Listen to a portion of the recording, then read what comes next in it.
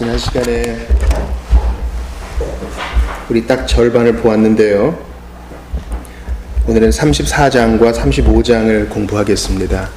다 찾으신 줄 알고 먼저 34장 전체를 우리 합독하시죠. 합독. 시작. 열국이여 너희는 나와 들을지어다. 민족들이여 귀를 기울일지어다. 땅과 땅에 충만한 것, 세계와 세계에서 나는 모든 것이여 들을지어다. 대저 여호와께서 열방을 향하여 진노하시며 그들의 만국을 향하여 분내사 그들을 진멸하시며 살육당하게 하셨은즉 그 살육당한 자는 내던진 바 되며 그 사체의 악취가 솟아오르고 그 피에 산들이 녹을 것이며 하늘의 만상이 사라지고 하늘들이 두루마리같이 말리되 그 만상의 쇠잔함이 포도나무 잎이 마름 같고 무화과나무 잎이 마름 같으리라. 여호와의 칼이 하늘에서 족하게 마셨은즉 보라 이것이 에돔 위에 내리며 진멸하시기로 한 백성 위에 내려 그를 심판할 것이라. 여호와의 칼이 피 곧 어린 양과 염소의 피에 만족하고 기름 곧 순양의 콩팥 기름으로 윤택하니 이는 여호와를 위한 희생이 보스라에 있고 큰 살육이 에돔 땅에 있음이라. 들소와 송아지와 수소가 함께 도살장에 내려가니 그들의 땅이 피에 취하며 흙이 기름으로 윤택하리라. 이것은 여호와께서 보복하시는 날이요 시온의 송사를 위하여 신원하시는 해라. 에돔의 시내들은 변하여 역청이 되고 그 티끌은 유황이 되고 그 땅은 불붙는 역청이 되며 낮에나 밤에나 꺼지지 아니하고 그 연기가 끊임없이 떠오를 것이며 세세에 황무하여 그리로 지날 자가 영영이 없겠고 방아새와 고슴도치가 그 땅을 차지하며 부엉이와 까마귀가 거기에 살 것이라. 여호와께서 그 위에 혼란의 줄과 공허의 추를 들이우실 것인즉 그들이 국가를 이으려 하여 귀인들을 부르되 아무도 없겠고 그 모든 방백도 없게 될 것이요 그 궁궐에는 가시나무가 나며 그 견고한 성에는 엉겅퀴와 새품이 자라서 승냥이의 굴과 타조의 처소가 될 것이니 들짐승이 이리와 만나며 순념소가 그 동류를 부르며 올빼미가 거기에 살면서 쉬는 처소로 삼으며 부엉이가 거기에 깃들이고 알을 낳아 까서 그 그늘에 모으며 솔개들도 각각 제 짝과 함께 거기에 모이리라. 너희는 여호와의 책에서 찾아 읽어보라. 그것들 가운데서 빠진 것이 하나도 없고 제 짝이 없는 것이 없으리니 이는 여호와의 입이 이를 명령하셨고 그의 영이 이것들을 모으셨습니다.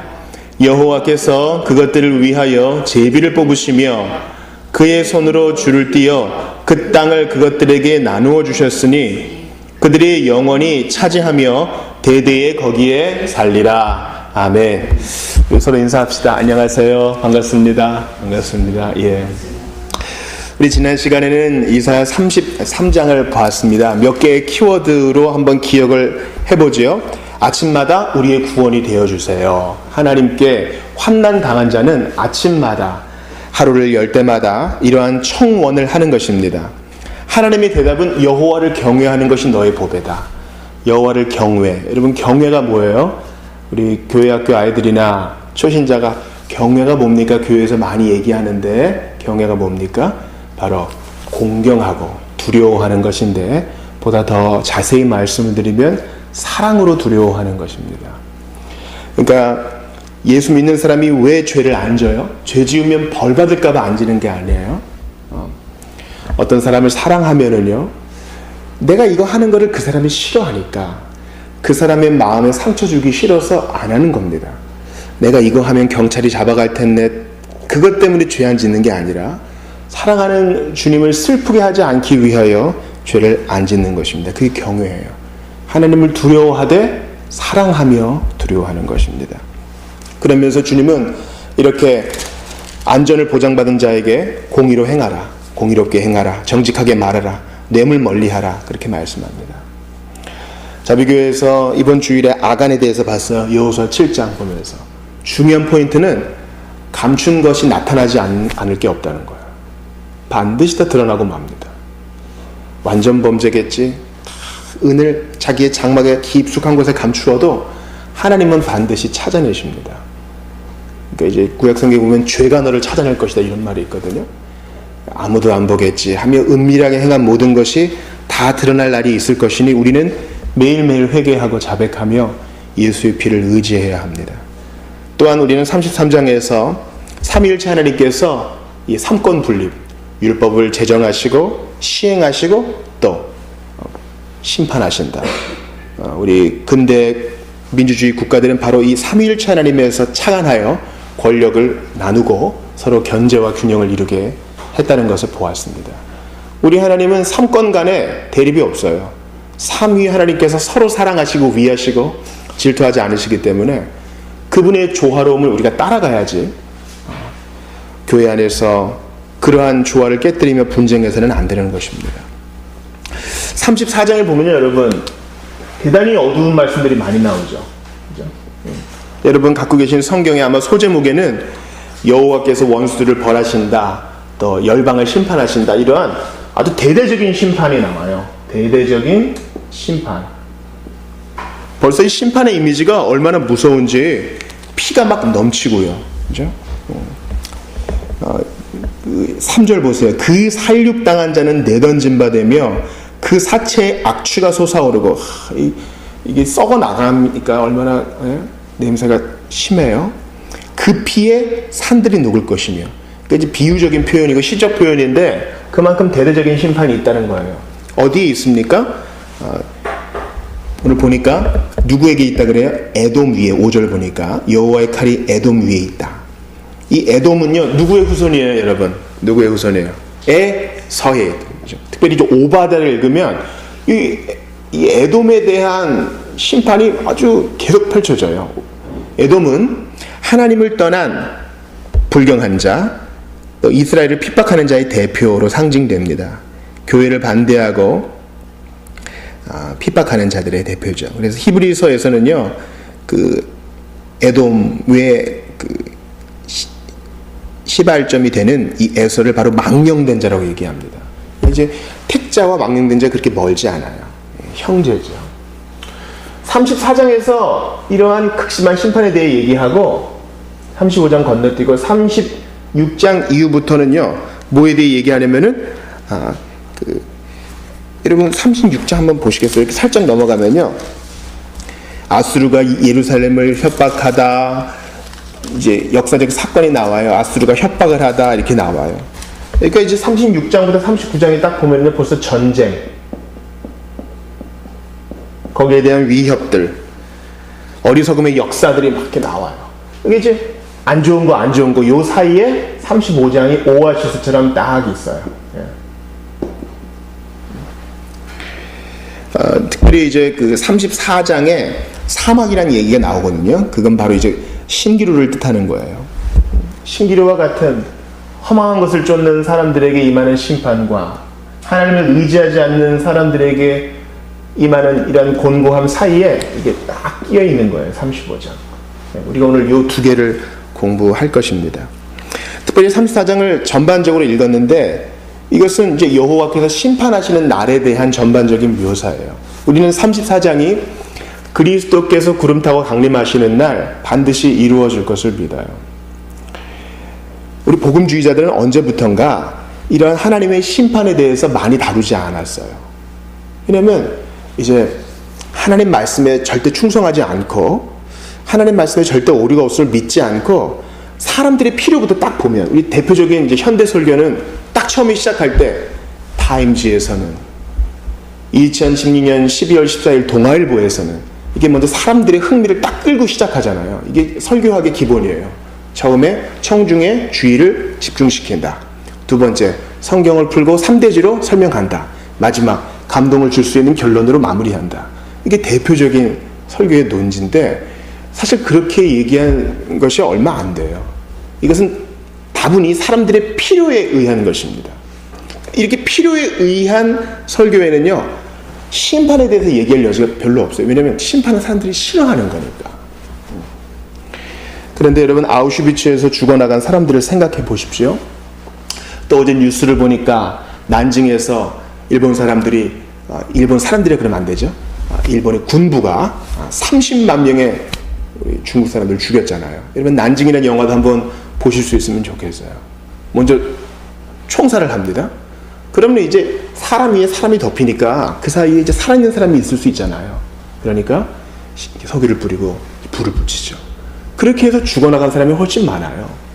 우리나라도 이제 위안부 할머니들이 이렇게 얼마 남지 않았는데 우리보다 훨씬 더 많은 사람들이 이제 그 고초를 당한 것이죠. 그런 것들을 겪은 당사자의 가족이라고 우리가 생각해 보세요. 그러면 우리가 밝히 웃으면서 용서합시다. 세계는 하나요. 우리는 다 하나님의 자녀 아닙니까? 없던 일을 합시다. 그렇게 할 사람이 혹 있을지 모르겠어요. 근데 절대 다수는 그게 옳지 않다는 것을 알아요. 그렇죠. 나의 아내, 나의 딸, 나의 아들. 그러니까 정말 사랑하는 조카가 심하게 폭행당하고 성폭행당하고 갈취당하고 매일 괴롭힘을 당한다고 생각해 보세요. 손영원 목사님처럼 너 우리 아들 하자 할 사람이 있을지 모르겠어요. 그러나 대부분은 공정한 재판을 받아야 앞으로 이런 일이 없다라는 것을 얘기할 거예요. 시련을 겪은 사람일수록, 고통을 아는 사람일수록 심판이 있어야 한다는 것을 알아요. 요새 같은 전국에 당신이나 나나 다 똑같지 않습니까? 다 없던 일을 합시다. 다 용서합시다. 광장에 모입시다. 그렇게 얘기하면 아마 큰일 날지도 모르겠어요. 인간의 마음에는요, 무한히 사랑하고자 하는 마음, 무한히 사랑받고자 하는 마음도 있고 동시에 어그러진 것이 옳게 판결되기를 바라는 마음이 있어요. 그래서 이제 돌아오는 주일에 우리가 사사기 볼 텐데 하나님께서는 이 옳고 그른 것을 판결하는 것을 정말 중요하게 생각하세요. 어느 사회가 공정한 사회냐? 재판이 양심대로, 재판이 법대로 제대로 시행되는 나라가 좋은 사회라고 구약성경은 말하고 있어요. 그 뇌물 안 받는 거 되게 중요하게 생각하잖아요. 그러니 헌법재판소의 재판관들 뿐만 아니라 모든 법원에 있는 사람들이, 재판관들이 정말 양심과 법에 근거해서 재판할 수 있도록 우리 기도해야 돼요. 성경을 알수록 기도의 지경이 보다 디테일이 좀 강해져야 하는 것입니다. 그런데 이러한 심판의 때에 어떤 일이 있는지 여러분 그 7절을 보세요. 들소와 송아지와 숫소가 함께 도살장에 내려가니, 이것은 이제 34장에서 동물 얘기 되게 많이 하거든요. 들소, 송아지, 숫소는 온갖 것들이 다 도살장에 내려가는 것처럼 악인들은, 하나님 앞에 악인들은 다 그렇게 도살장에 내려가서 하나님 앞에 제물이 된다는 거예요. 여러분 9절 보세요. 뭐가 생각나나 보세요. 에돔의 시내들은 변화의 역청되고 그 티끌은 유황되고 그 땅은 불붙는 역청이 되고, 다 불에 잘 붙는 거죠. 소돔과 고모라 생각나시죠? 그들이 다 땔감이 되는 거예요. 우리가 암송하는 로마서 12장 1절에 보면 뭐라 그래요? 너희 몸을 하나님이 기뻐하시는 제물로 드리라 그러잖아요. 살아있는 제물로 드리자 그러잖아요. 중요한 개념이에요. 신자가 되어서 바울은 이제 이방인들을 제물로 드리는 제사장으로 자기를 표현했거든요. 나의 몸을 살아있을 때 제물로 드리는 자는 신자예요. 반면에 살아있을 때 나의 몸을 온갖 유흥을 즐기는 것으로 다 쓰다가 이제 마지막 날 자기의 몸을 제물로 드리는 사람, 마지막 날, 이 사람이 바로 비신자예요. 그러니까 살아있을 때 나의 몸을 하나님께 제물로 드리는 사람은 반드시 천국에서 아브라함의 품에서 눈뜰 것이요, 살아있을 때 내 몸을 위한 자는 마지막 날 영원히 꺼지지 않는 불구덩이에서 자기 몸을 지옥불에 드리게 될 것이에요.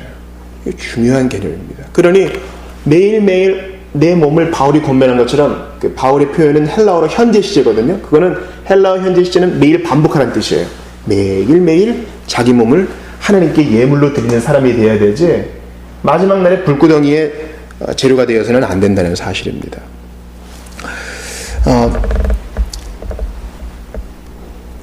여러분 그 10절을 한번 보세요. 10절을 보시면 낮에나 밤에나 꺼지지 않고 그 연기가 끊임없이 떠오를 것이며, 이게 바로 이제 마지막 날 심판의 장소예요. 세세히 황무하여 그리로 지날 자가 영영이 없겠고. 그러니까 여기에 대한 것들이 베드로 후서에 있거든요. 한번 찾아볼게요. 오늘 본문 딱 집어넣으시고 베드로 후서 3장 10절 한번 찾아보겠어요. 베드로 후서 3장 10절.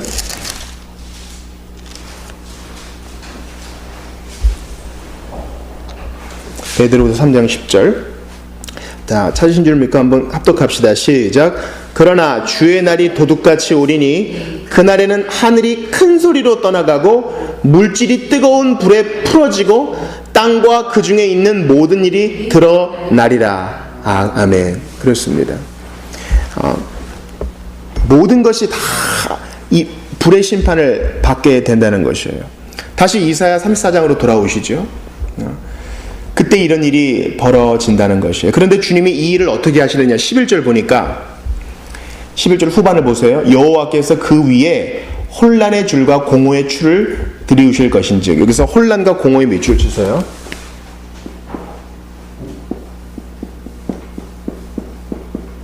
이 혼란과 공허라는 말과 줄과 추라는 말을 기억하셔야 돼요.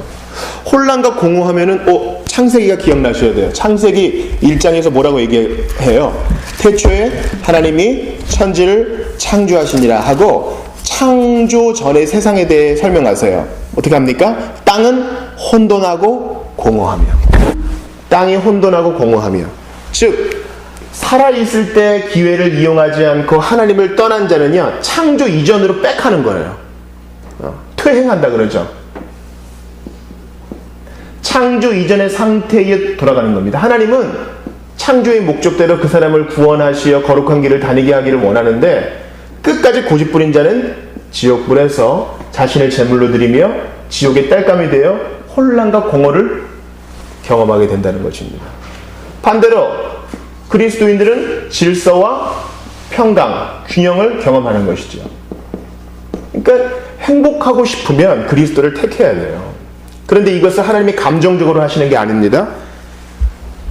11절 보니까 혼란의 줄, 공허의 추, 줄과 추를 쫙 다리우시는 거예요. 그러니까 공의대로, 정확하게, 젠바대로 하신다는 겁니다. 그리고 나서 이제 제가 말씀드리고 싶은 것이 바로 이단과 사이비에서 많이 인용하는 구절 때문에 그래요.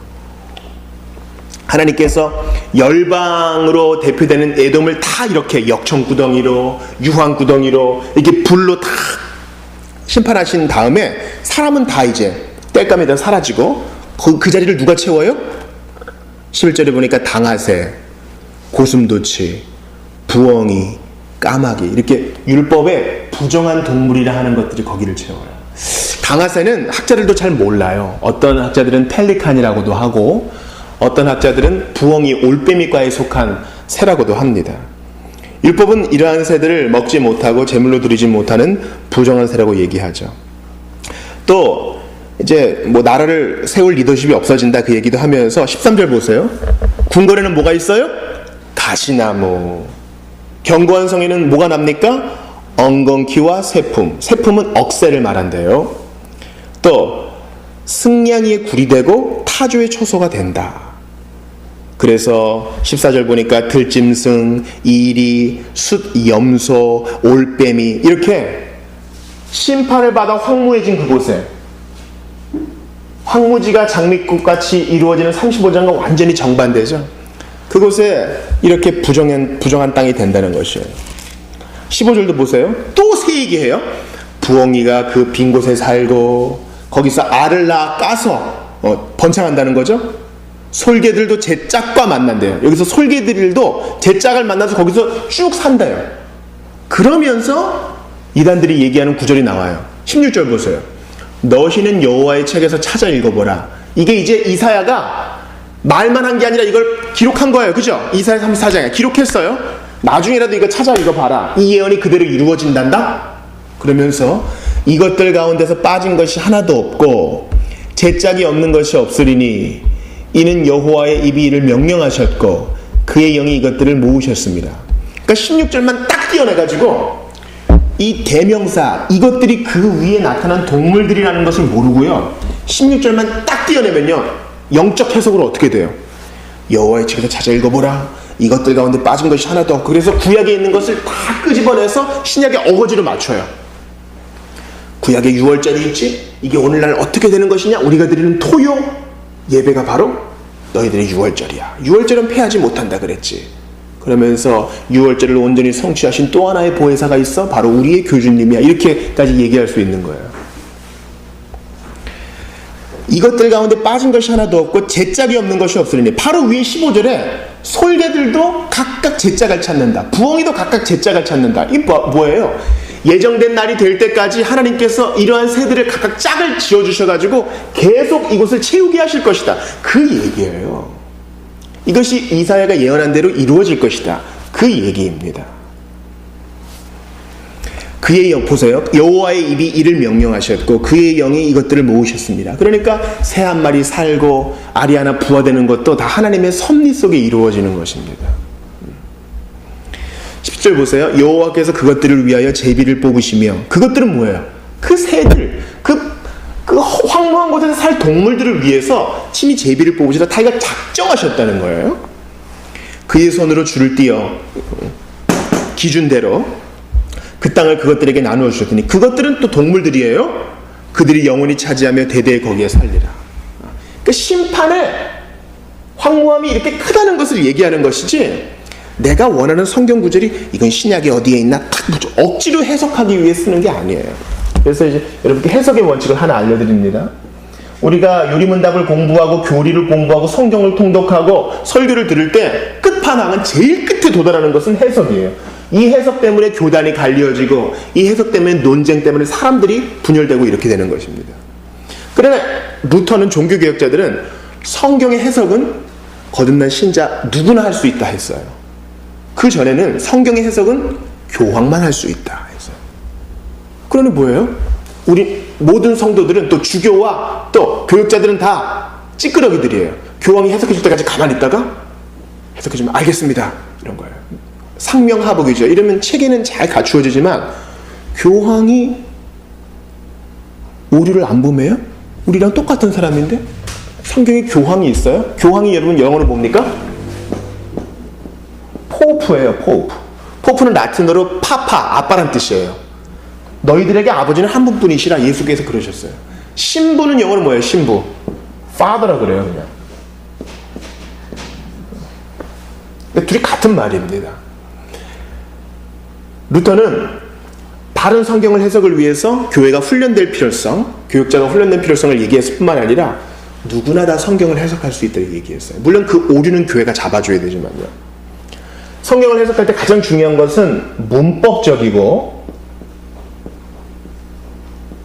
역사적인 해석이에요. 문법적인 해석은 뭐예요? 나는 양의 문이다. 예수님이 문은 아니잖아요. 이것을 문법적으로 이건 비유구나 해서 알아듣는 것이에요.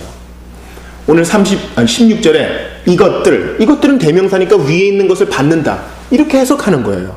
하나님은 문법 안에서 우리에게 말씀하시는 거예요. 너희를 산재물로 드리라. 이것은 헬라어로 현재 시제고 계속적인 용법이니까 계속 드리라. 그렇게 해석하는 거예요. 역사적인 것은 뭡니까? 이사야의 예언이 마리아를 통해서 실제로 이루어졌다. 내가 너희에게 전하는 말씀이 바로 이것이라 얘기한 겁니다. 예수님께서 이사야가 가로되 다니엘이 가로되 시편이 말씀하지 않느냐. 이게 바로 문법적 역사적 해석이 제일 중요한 것이에요. 반면에 알레고리라고 있어요. 또 영적 해석도 있어요. 이것을 우리가 배척하지는 않아요. 그러나 잘 사용해야 됩니다. 정말 잘 사용해야 되는 것이에요. 예를 들어서 우리 중세시대 때 신학자들이 잘못 해석한 것 중에 선한 사마리아인의 비유가 있어요. 선한 사마리아의 비유는 무엇을 말하는 겁니까? 제사장이나 유대인들은 도와줘야 되는데 나 부정해질까 봐 안 돼. 그랬지만 누가 도와줬어요? 강도 만난 사람을? 사마리아 사람이. 개라고 불리는 사마리아 사람이 도와줬으니 이 사람만큼도 못 되는 너희들은 위선자들이다. 주님이 그걸 말하고 싶은 거잖아요. 그게 문법적 역사적 해석이에요. 그런데 중세 신학자들은 그 여관 있죠, 여관. 나는 갈 길이 있으니 이 사람을 돌봐주시오. 맡긴 이 여관을 교회라고 해석했어요.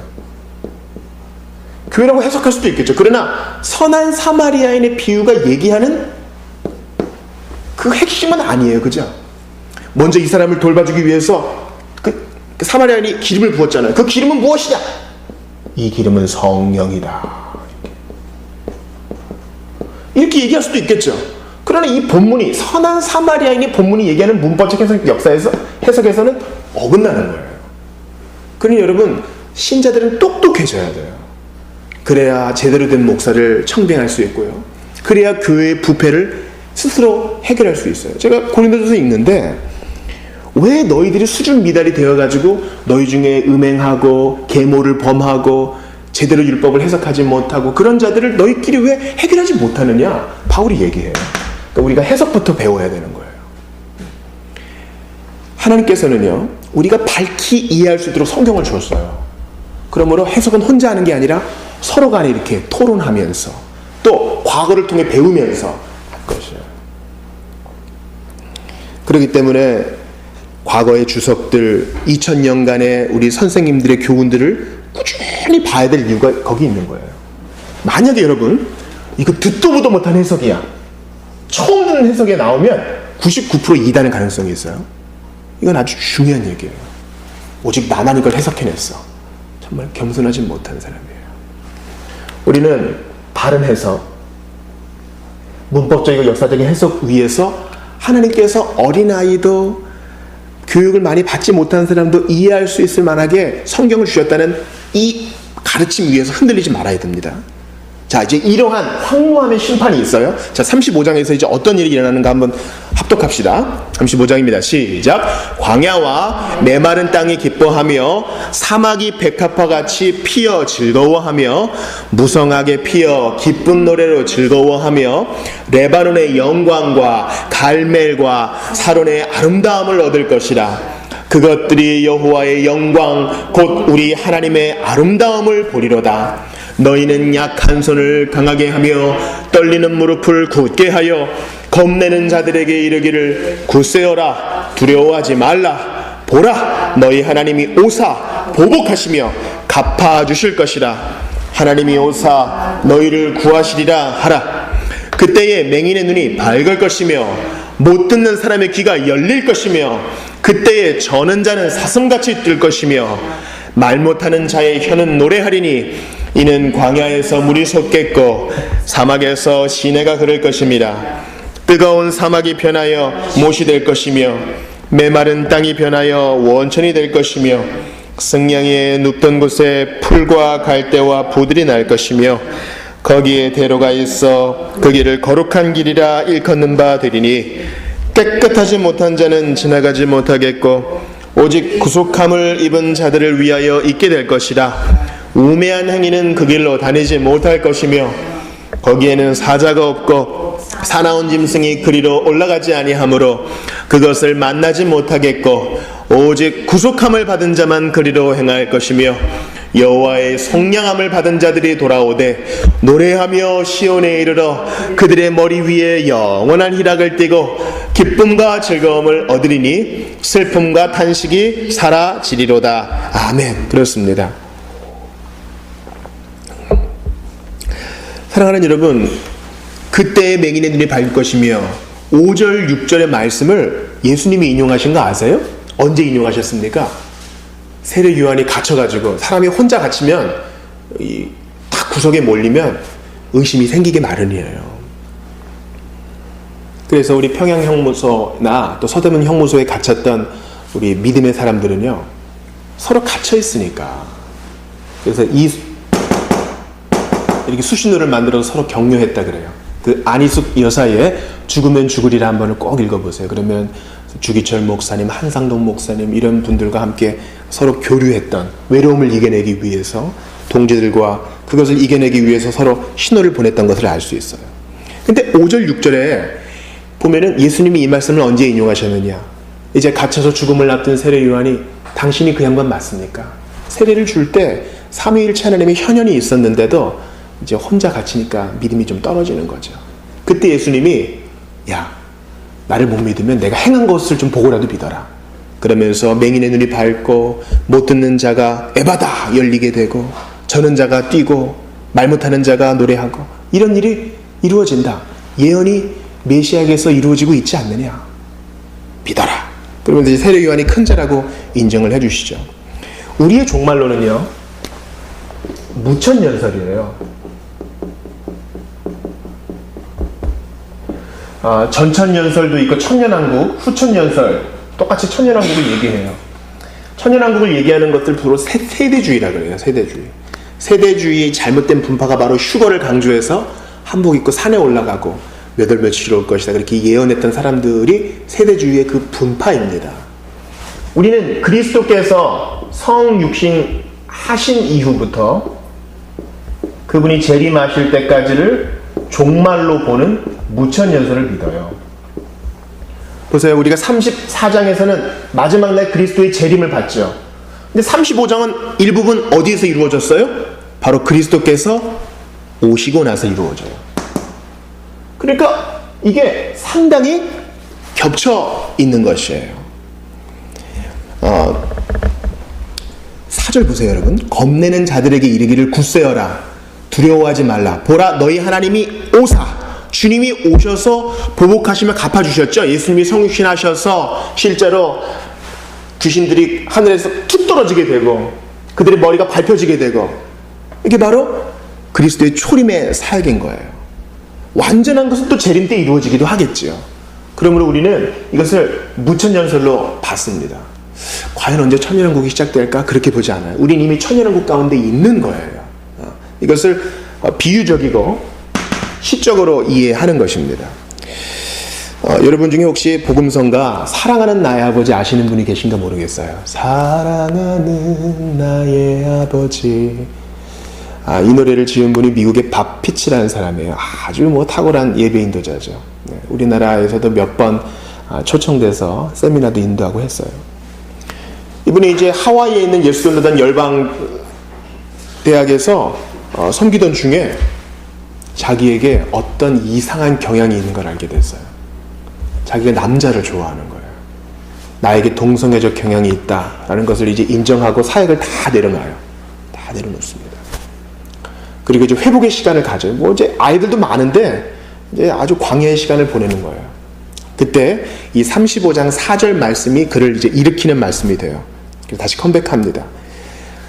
너희 하나님이 오사 보복하시며 갚아주실 것이다. 영어로 보면 He will come and save you. 그가 오셔서 너희를 구원하실 것이다.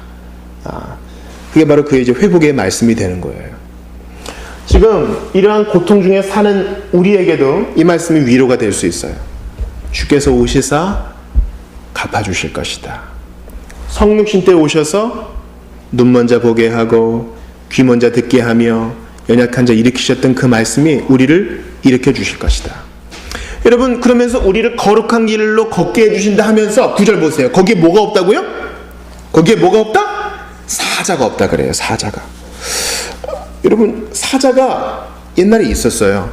한번 오늘 본문 딱 집어넣고 열왕기하 한번 찾아보죠. 열왕기하 17장 25절 찾아봅시다. 열왕기하 17장 25절.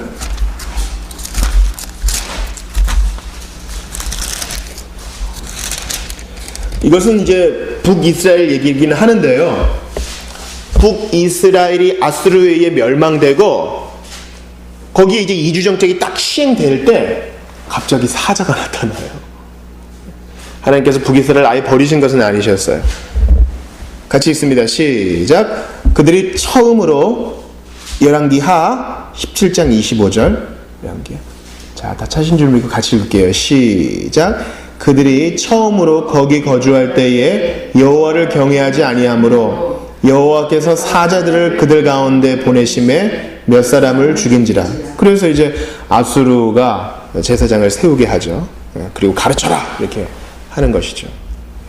그런데 그리스도께서 오셔서 이 황무지를 회복시키실 때는 이러한 악한 짐승들이 모두 물러가고 사자가 없다는 거예요. 그거 두려워할 필요가 없다는 거예요. 과거에 사마리아에서 일어난 그런 일들 없다는 것입니다. 주께서 오실 때에는 이러한 악한 것들 모두 머리를 밟아 그 숨을 막히게 힘을 꺾어 버리신다는 사실입니다. 그러므로 우리는 약한 손을 강하게 해야 되고 떨리는 무릎을 굳게 해야 합니다. 여러분 3절을 보세요. 주께서 오셔서 반드시 구원해 주신다. 인내로 기다리는 자 반드시 도와주신다. 그러면서 3절 보세요. 너희는 약한 손을 강하게 하며 떨리는 무릎을 굳게 하며. 왜? 약속이 있으니까. 오늘 한번 찾아볼 마지막 말씀이에요. 히브리서 12장 한번 찾아보겠어요. 히브리서 12장 12절이에요. 히브리서 기자가, 우리는 보통 이제 바울이라고 알고 있는데 그가 지금 이사야 35장 말씀을 인용하는 거예요. 히브리서 12 같이 읽습니다. 시작. 그러므로 피곤한 손과 연약한 무릎을 일으켜 세우고 그리고 바른 길을 가라 얘기하는 겁니다. 사랑하는 여러분, 그러므로 아수르의 공격과 에돔과 같은 열방이 우리를 옥죄어 올 때 우리는 더욱더 마음을 지켜야 하는 것입니다. 우리가 해야 되는 것은요, 바로 이 거룩한 길을 꾸준히 가는 것입니다. 8절 보세요. 거기에 대로가 있어 그 길을 거룩한 길이라 일컫는 바 되리니 깨끗하지 못한 자는 지나가지 못하겠고 오직 구속함을 입은 자들을 위하여 있게 될 것이라. 우매한 행위는 그 길로 다니지 못하고 오직 구속함 받은 자만 그리로 행할 것이다. 우리가 마음에 새겨야 할 것은 비록 좌우로 우겨쌈을 당하고 이해되지 않은 일들이 많고 아직도 응답받지 못한 기도가 있을지라도 거룩한 길 계속 가는 것입니다. 이걸 여러 가지로 표현할 수 있죠. 어떠한 일이 있어도 신자됨을 잃어버리지 않는 것이에요. 어떠한 일이 있어도. 낭망할 일이 있을 때 한 번 더 주께 여쭈어보는 것입니다. 답답한 일이 있을 때 다시 한번 무릎을 꿇는 것이에요. 이게 중요합니다. 제가 스펄전의 묵상 보내드렸잖아요. 이게 너무 감동이 돼가지고요. 제가 이제 가정에서 아이들과 경건에 이렇게 인도하는데 이제 본문이 에스라 7장이었어요. 아닥사스다 왕이 에스라를 이렇게 귀환시킬 때 필요한 거 다 줘요. 우리를 위해 기도하라 해놓고서 필요한 거 뭐 다 요구해라. 싹 줘라. 그러면서 소금은 정수가 없이, 그러니까 소금은 원하는 대로 다 줄게 하는 거예요. 이 고대 시대 때 소금이 비쌌답니다. 왕이 필요한 걸 다 믿지 않는 자인데 또 왕이 필요한 거 다 줘요. 우리 하나님은요, 우리한테 그렇게 주시는 분이세요. 단지 피곤하지 아니하면 때가 이르면 거두리라 했으니까 그 때가 언젠지 우리가 몰라서 답답한 것이지, 하나님은 거룩한 길을 다니는 우리 모두에게 정수가 없이 넘치게 주십니다. 이걸 믿고 조금도 흔들리지 말아야 하는 것이에요. 이걸 기다리지 못하고 누추하게 막 손을 벌리는 사람들이 있어요. 아니에요. 우리는 끝까지 신앙의 품위를 지켜 나가야 하는 것입니다. 34장의 그 피비린내 나는 냄새를 기억하십니까? 만일 위대한 화목제물이신 예수 그리스도께서 우리를 위해 자신의 피를 흘리지 않으셨다면 우리가 34장의 피에 우리의 피를 더해야 했을지 모릅니다. 그러므로 꾸준히 우리의 몸을 산제사로 하나님께 올려드립시다. 감추었던 것은 반드시 나타나게 된다는 사실을 기억하면서 오늘도 자백하며 회개의 길을 걸으며 거룩한 길을 노래하며 갑시다.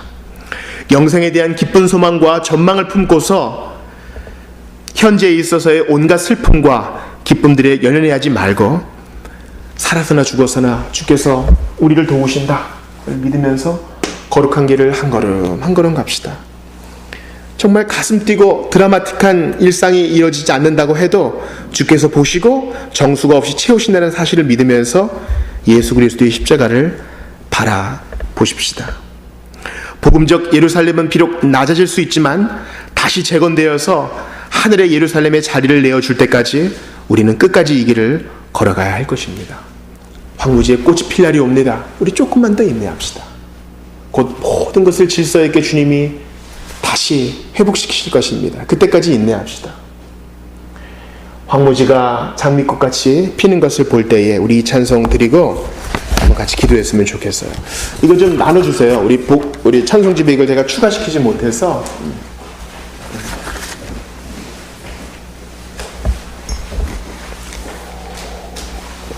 오늘 본문 말씀을 찬송으로 한 것이에요.